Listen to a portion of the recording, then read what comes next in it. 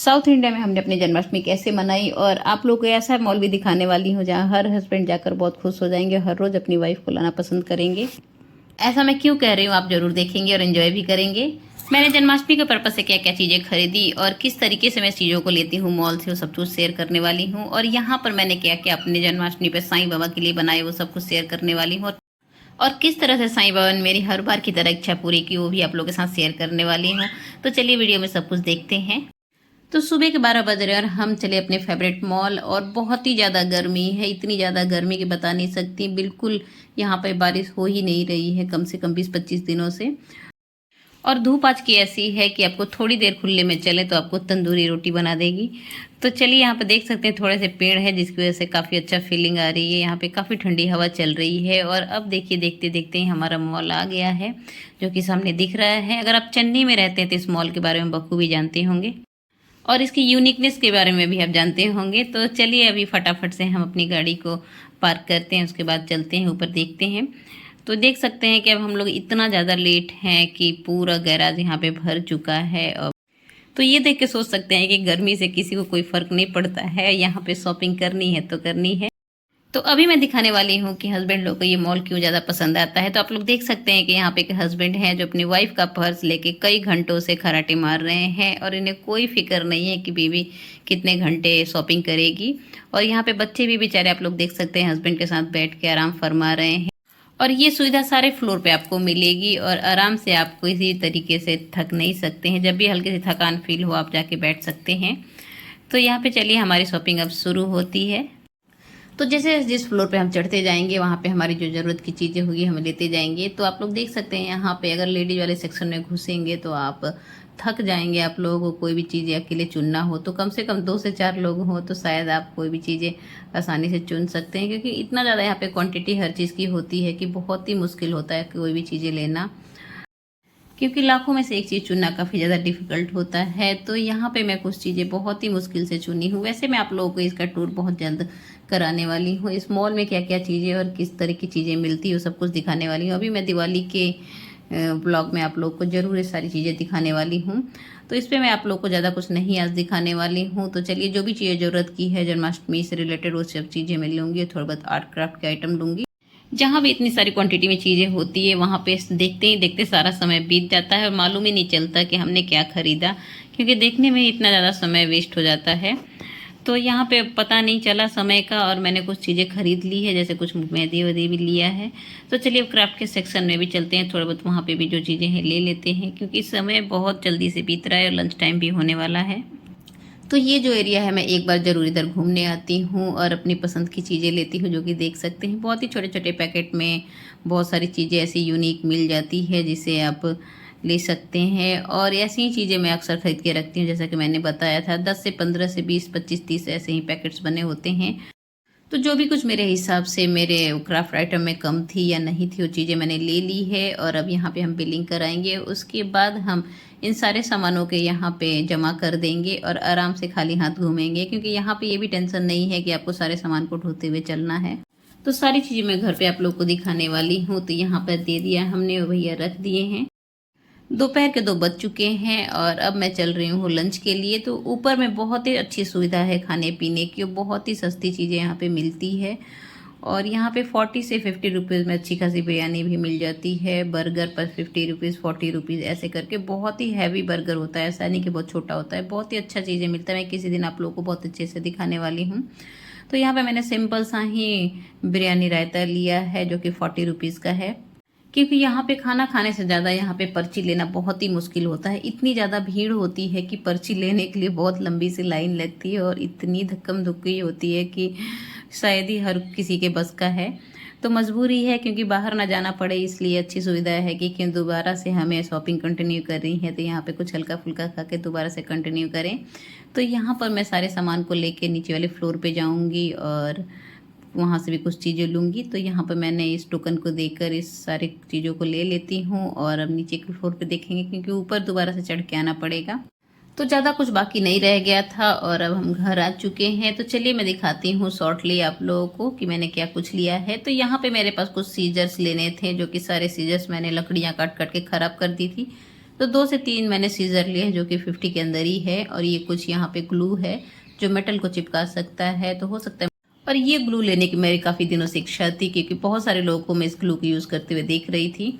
और यहाँ पे कुछ पैकेट्स हैं जो 30-35 करके हैं, ऐसे ही मैंने ले लिए हैं। वह काफ़ी ज़्यादा सुंदर सुंदर इसमें स्टोन हैं और कई तरीके की चीज़ें हैं जो मुझे नहीं मालूम है उनका एग्जैक्ट नेम क्या है। तो इस तरीके की मैंने चीज़ें कुछ खरीदी है, कुछ इस तरह के स्टोन खरीदे हैं। तो चलिए फटाफट से मैं शॉर्टली दिखाती हूँ, और जो भी चीज़ें बनाऊँगी वो भी मैं दिखाऊँगी किस तरीके से यूज़ कर रही हूँ।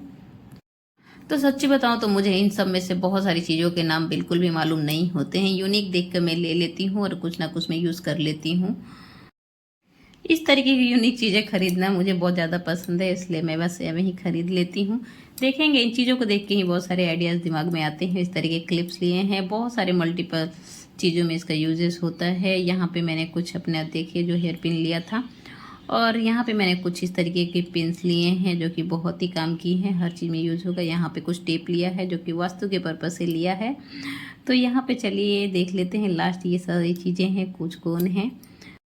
तो बस ज़्यादा कुछ नहीं है, बस कुछ कपड़े थे। तो यहाँ पे मैंने कुछ कपड़े लाए थे जो कि साईं बाबा के इस तरीके से कपड़े और पगड़ी बनानी थी। तो यहाँ पे कुछ शॉर्टली मैं आप लोगों को दिखा देती हूँ, अगर डिटेल में देखना है तो चैनल पर विजिट करके देख सकते हैं। तो इस तरीके का मैंने उनके लिए पगड़ी बनाई, और कुछ ड्रेस भी बनाने के लिए मैंने कपड़े लिए थे। तो फटाफट से उनके ड्रेस भी बना ली, क्योंकि मन मुताबिक ड्रेस हमें बाहर नहीं मिलता है। बहुत ही रफ़ चीज़ें उसमें यूज़ करते हैं, कपड़े भी बहुत ही रफ़ होते हैं, सॉफ्ट नहीं होते। तो यहाँ पे मैं बहुत ही सॉफ्ट सुंदर सिल्की इस तरीके के कपड़े लाई थी, और इस तरीके से झटपट से मैंने 2 से 3 उनका ड्रेस तैयार किया, जो कि देख सकते हैं। तो ये सारी चीज़ें मुझे काफ़ी लेट नाइट तक करना पड़ा, क्योंकि अगले दिन जन्माष्टमी थी और उस दिन ये पॉसिबल नहीं था, क्योंकि बहुत सारे काम जन्माष्टमी के दिन होते हैं। तो आज है जन्माष्टमी, और आज के दिन ना हस्बैंड की छुट्टी है ना बच्चे की, दोनों लोग अपने स्कूल ऑफिस चले गए हैं, और मैं यहाँ पे सभी को भेजने के बाद अपने काम में लग चुकी हूँ। यहाँ पे जो आप लोग मंदिर देख रहे हैं, ये मंदिर मैंने कार्डबोर्ड से तैयार किया है। इसका भी वीडियो मैं बहुत जल्द आप लोगों के साथ शेयर करने वाली हूँ। ये मंदिर मैंने किस तरीके से बनाया है। ये मंदिर को यूज़ करते कम से कम 1 साल हो चुके हैं, और अब टाइम आ गया है इसको एक नया लुक देने का। तो आज मैं नया लुक नहीं देने वाली हूँ, आज सिर्फ मैं मंदिर की सारी साफ़ सफाई करने वाली हूँ, क्योंकि रोज़ की पूजा में हम आगे आगे से साफ़ करते हैं, पीछे की साइड में सारे डस्ट गंदगी जमा हो जाती है। तो बिल्कुल झटपट वाली ये सफाई है, कोई ज़्यादा टाइम नहीं लगाने वाली हूँ। फटाफट से सफाई करके, बहुत सारे काम बाकी हैं वो भी करने हैं। तो यहाँ पे इस तरीके से पोंछने के बाद मैं कपड़ा चेंज कर दूंगी, ताकि एक सुंदर सा लुक आ जाए। तो यहाँ पे मैं ग्रीन कलर बिछा रही हूँ। अगर आप लोगों के मन में भी ये सवाल उठ रहे होंगे कि रेड येलो बिछाना चाहिए, तो यहाँ पर जो मंदिर है ये वेस्ट की साइड में है, और यहाँ पर रेड कलर को थोड़ा सा अवॉइड करना चाहिए। इस दिशा में रेड कलर नहीं होना चाहिए, इसके लिए मैंने हल्का लाइट ग्रीन रखा है। डार्क कलर का यूज़ नहीं करना चाहिए। तो देखते हैं, ये भी कलर कोई बुरा नहीं है, ग्रीन कलर काफ़ी शुभ कलर होता है। तो यहाँ पे मेरे पास 2 करवे हैं, इन्हें मैं इस तरीके से डेकोरेट करके रखती हूँ दोनों साइड में। जब भी करवा चौथ आता है तो यूज़ करती हूँ, बाकी टाइम में इस तरीके से रख देती हूँ। तो यहाँ पे चलिए मैं साईं बाबा को थोड़ा सा स्नान करा देती हूँ, क्योंकि उनके ऊपर भी काफ़ी ज़्यादा डर्ट जमा हो गया है। तो थोड़ा अच्छे से मैं क्लीन करने वाली हूँ। तो थोड़ा सा मैं गंगा जल डाल देती हूँ, और उसके बाद मैं इनको चंदन से नहलाने वाली हूँ, क्योंकि मुझे समझ नहीं आ रहा है कि मैं क्या चीज़ों से इनको रगड़ के साफ़ करूँ। तो यहाँ पे मैं थोड़ा सा चंदन का यूज़ करूँगी, और मुझे नहीं लगा था कि चंदन से बहुत अच्छे से क्लीन हो जाएंगे, लेकिन बहुत ही सुंदर क्लीन हो गए। मैंने थोड़ा सा ड्राई ही इस तरीके से रगड़ा, जिसकी वजह से काफ़ी अच्छी शाइनिंग आ गई थी। तो कुछ इस तरीके से मैंने रगड़ रगड़ के नहला देती हूँ। उसके बाद मैं ऊपर से साफ़ पानी भी नहला दूँगी। तो यहाँ पर नहाने के बाद उनको मैं अब ड्रेस पहना देती हूँ, क्योंकि आज के दिन तो उनको नया ड्रेस पहनाना बनता है। तो यहाँ पे सारे तरीके से मैंने उनको बहुत अच्छे से सब कुछ क्लीन करके नहला धुला दिया, और यहाँ पे उनको एक ड्रेस डिसाइड करके पहना देती हूँ। और जो ये ड्रेस जो बनाया है, मैंने इस ड्रेस को बिल्कुल भी साइज़ नहीं लिया था, बिल्कुल अंदाजे से ही मैंने बनाया है। एक धागे से सिर्फ मैंने साइड का माप लिया था, और ये देखिए बहुत ही परफेक्ट ये इनमें ड्रेस आ गया है। अभी मैं पगड़ी पहना देती हूँ। ये बहुत ही सुंदर दिख रहे हैं, आप लोग देख सकते हैं। तो साईं बाबा से बहुत ही पुराना मेरा रिश्ता है, क्योंकि दुख के समय में इन्होंने मुझे बहुत ही ज़्यादा सहारा दिया है, जिसकी वजह से तब से लेकर आज तक मैं इनकी पूजा करती हूँ। और ऐसा बिल्कुल भी नहीं है कि मैं सारे भगवान को नहीं मानती हूँ, मैं सभी भगवान को बहुत ही दिल से मानती हूँ। और उनकी पूजा बखूबी करती हूँ। और मेरे साईं बाबा भी किसी के लिए वो नहीं करते कि सिर्फ मेरी पूजा करो, वो जो भी सीज़न आता है सारे भगवान की मैं पूजा बहुत दिल से करती हूँ। तो यहाँ पर आज मैं बनाने वाली हूँ सिंघाड़े का हलवा, जो कि नॉर्थ साइड में बहुत ज़्यादा फेमस है, साउथ में तो नहीं मालूम, बहुत सारे लोग इसे जानते भी नहीं हैं। तो इसे इस तरीके से मैं इस पे सिलबट्टे पे ही इसको बारीक करके बनाने वाली हूँ। उस पर देखती हूँ कैसा टेस्ट रहता है। तो इस तरीके से कूटने के बाद मैं इस पे पीसूँगी। बहुत ही अच्छे तरीके से पिस रहा है, मुझे नहीं यकीन हो रहा था कि इस पे पिसेगा। ये बहुत ही सुंदर पिस रहा है। थोड़ा सा इसका साइज छोटा है लेकिन बहुत ही सुंदर ये पीस रहा था। धीरे धीरे करके मैंने सारे आटे को इसी तरीके से पीस डाला जितना क्वांटिटी में मुझे बनाना था। उसके बाद मेरे अब नेक्स्ट काम करना था, जो कि बहुत ज़्यादा इम्पोर्टेंट था। यहाँ पे शाम हो चुकी है तो मैं फटाफट से दिया बत्ती कर देती हूँ और उसके बाद मैं अभी भी बहुत सारे काम बाकी करने वाली हूँ। क्या आपके साथ भी ऐसा होता है कि कई सारे काम में आप कोई ना कोई काम ज़रूर भूल जाते हैं? जैसे कि मुझे मक्खन निकालना था, मैं सुबह से सोच के रखी थी और अभी तक मैंने नहीं निकाला है। और अभी मैं इसे निकालती हूँ, मैं कुछ इस तरीके से मक्खन निकालती हूँ और हर रोज़ मैं मक्खन निकालती हूँ। आज ऐसे ही मेरे मन में आया था कि मैं लड्डू गोपाल को मक्खन खिलाऊँ, लेकिन लड्डू गोपाल मेरे घर में नहीं है तो मैं कैसे खिलाऊँगी ये भी सोच ही रही थी। तो मैंने मक्खन निकाल के साईं बाबा के सामने रख दिया। पता नहीं क्यों हर जन्माष्टमी को मुझे बहुत ही इच्छा होती है कि मैं लड्डू गोपाल को घर पे लाऊं, लेकिन लड्डू गोपाल को घर पे लाना इतना आसान नहीं है, क्योंकि लाने के बाद उनकी काफ़ी कठिन सेवा करनी पड़ती है और वो सेवा मुझसे पॉसिबल नहीं हो पाएगी, क्योंकि क्योंकि एक दिन की बात नहीं है। अगर आप ला देंगे तो आप हमेशा के लिए उनकी सेवा करनी ही पड़ेगी, जैसी भी सिचुएशन हो। तो यहाँ पे मक्खन निकालने के बाद मैं ऐसे ही साईं बाबा के सामने रखकर सोच ही रही थी। तब तक से अचानक से जैसे साईं बाबा ने बोला कि ये मक्खन तुम मंदिर में लेके जा, तेरी ख्वाहिश जरूर पूरी होगी, लड्डू गोपाल जरूर मक्खन मिश्री खाएंगे। तो ये सब चीज़ें मैं सोच ही रही थी। अभी मैंने हस्बैंड से बोला नहीं था और सारे कामों में लग गई थी। तो अभी यहाँ पर मुझे अभी सिंघाड़े का हलवा भी बनाना बाकी था, तो मैंने फटाफट से हलवा बनाया। और हलवा बनाने में या कोई भी प्रसाद बनाने में या घर में भी मैं मिश्री का ही यूज़ करती हूँ। तो यहाँ पे मैं अलग से भगवान के भोग के लिए मिश्री रखती हूँ, तो यहाँ पे मैं मिश्री डाल के बनाती हूँ। तो फटाफट से यहाँ पे सारी चीज़ें तैयार हो गई है और 5 से 7 मिनट में ये हलवा बनकर तैयार हो जाएगा। उसके बाद और भी 2-3 काम बचे हैं, तो फटाफट से हलवा तैयार करने के बाद चलते हैं नेक्स्ट स्टेप में। तो यहाँ पर ये कैमरा मेरा ऑफ हो चुका था, इसके बाद का मैं क्लिप नहीं रिकॉर्ड कर पाई। और कुछ इस तरीके का प्रसाद बनता है, आप सभी लोग तो जानते ही हैं। और अब बारी थी रंगोली बनाने की, तो फटाफट से मैंने छोटा फोटा इस तरीके से रंगोली बनाया, बिल्कुल झटपट वाला, क्योंकि काफ़ी ज़्यादा रात भी हो चुकी थी और अभी मंदिर भी जाना था, अभी लड्डू गोपाल के लिए थाली भी सजानी थी। तो यहाँ पे भी कैमरा मेरा बंद हो चुका था, जिसकी वजह से सारी चीज़ें स्किप हो गई है। तो कुछ इस तरीके का मैंने डिज़ाइन बनाया है। और अब लास्ट बाकी है, मुझे गजरा बनाना है, जो कि साईं बाबा के लिए भी और अपने लिए भी। तो सबसे पहले मैं यहाँ पे फटाफट से थोड़े बहुत गजरे भी बना लेती हूँ। तो यहाँ पे ये गजरा बनाना बहुत ही ज़्यादा आसान है, एक बार आप देख लेंगे तो फटाफट से बना लेंगे और काफ़ी ज़्यादा किफ़ायती पड़ता है अगर फ्लावर आप खरीद के घर में बनाते हैं तो। वैसे तो साइज मुझे इस तरीके से बनाना काफ़ी ज़्यादा पसंद है, यहाँ बात पैसे की नहीं है, मुझे बनाना काफ़ी ज़्यादा अच्छा लगता है, इसलिए मैं हमेशा घर पे लाके इस तरीके से गजरा बनाया करती हूँ, कुछ साईं बाबा के लिए और कुछ अपने लिए। तो यहाँ पे आप लोग देख सकते हैं, पहले एक साईं बाबा के लिए माला मैंने तैयार कर लिया है, इसे मैं इस तरीके से बांध देती हूँ और एक छोटा सा अपने लिए भी बना लेती हूँ फटाफट से। समय बहुत कम है और काफ़ी ज़्यादा रात हो गई है, तो मुझे जल्दी से यहाँ छोटा सा ही साइज़ का बनाने वाली हूँ, ज़्यादा बड़ा नहीं, तो इतना ही छोटा रखूँगी और एक फ्लावर के साथ इस तरीके से बाल में लगाने वाली हूँ। तो चलिए लास्ट फाइनल काम था और अब मैं फटाफट से थाली सजा लेती हूँ और अब मंदिर की तरफ चलेंगे। तो कुछ इस तरीके से मैंने लड्डू गोपाल के लिए थाली सजाई है। मेरा मतलब कि ये थाली नहीं प्लेट है और कुछ इस तरीके से सब कुछ देने वाली हूँ, क्योंकि मेरा पहले से कुछ भी प्लान नहीं था, वरना मैं छोटी सी मटकी लेकर आती। और ऐसे ही मन में आया और मैंने फटाफट से सारी चीज़ें ले ली है और देखते हैं मंदिर में इसका क्या रिस्पॉन्स मिलता है, हम लड्डू गोपाल तक ये पहुँचा पाते हैं या नहीं। तो मंदिर में यहाँ हम पहुँच चुके हैं, थोड़ी दूर पे मंदिर है और काफ़ी ज़्यादा यहाँ पे भीड़ है। और देखते हैं, ये सब कुछ साईं बाबा ने कराया है तो अंत भी वही कराएंगे। तो सच्ची बताऊं तो ये मंदिर बहुत ही ज़्यादा सूना रहता था और आज ये इतना ज़्यादा ये भरा हुआ है, मैंने कभी सोचा भी नहीं था कि इस मंदिर में इतनी ज़्यादा अचानक से भीड़ हो जाएगी। तो मंदिर में पहुंचने के बाद सारी चीज़ें मालूम चलने वाली है, क्योंकि मुझे भी नहीं मालूम है कि जो चीज़ें मैं ले जा रही हूँ उन तक पहुँच पाएगी कि नहीं। तो सच्ची बताऊं तो मंदिर में उतना ज़्यादा पास में भीड़ नहीं था, बाहर के साइड में काफ़ी ज़्यादा भीड़ लग रही थी, आप लोग देख सकते हैं।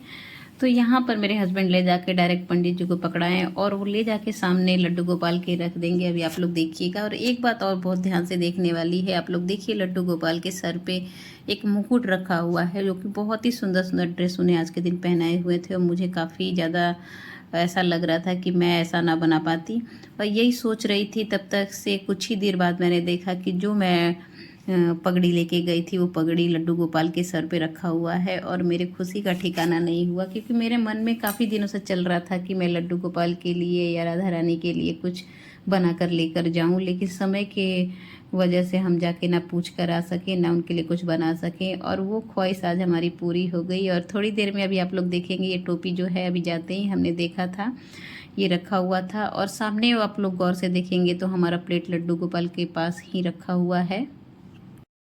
हम बिल्कुल पास में इस तरीके से बैठे हुए थे, आप लोग देख सकते हैं। छोटा सा क्यूट सा बच्चा आके सामने हमें इस तरीके से हमें देख रहा था और हम भी उसके साथ थोड़ा सा मस्ती कर रहे थे।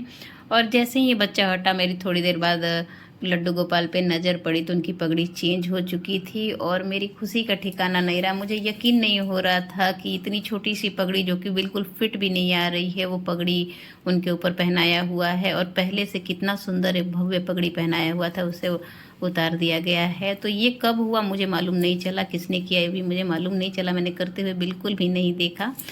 बस अलग लेवल की खुशी हो रही थी और साईं बाबा के लिए बहुत सारा धन्यवाद। तो चलिए आप लोग भी एंजॉय करिए जन्माष्टमी किस तरीके से हमारे यहाँ सेलिब्रेट किया गया। मतलब कि जितने भी जो लोग आप देख रहे हैं सब लोग नॉर्थ के हैं और वही लोग मिलकर सेलिब्रेट कर रहे हैं। यहाँ पे इस त्यौहार को सेलिब्रेट नहीं किया जाता है।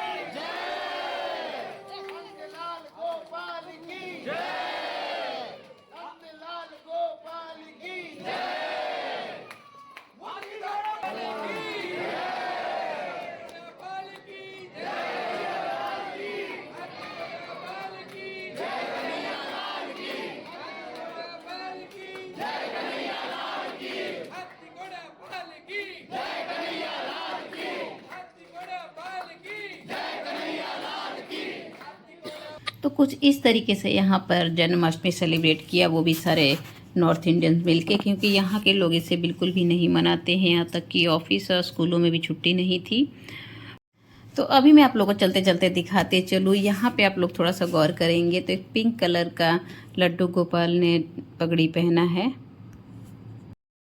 और अब आप लोग थोड़ा सा गौर से देखिए कि अभी पगड़ी चेंज हो चुकी है। अभी पीले रंग की पगड़ी है उनके सर पे, जो कि काफ़ी ज़्यादा छोटी भी है, पूरी तरीके से फिट भी नहीं है, क्योंकि इनके दोनों तरफ से बाल नज़र आ रहे हैं।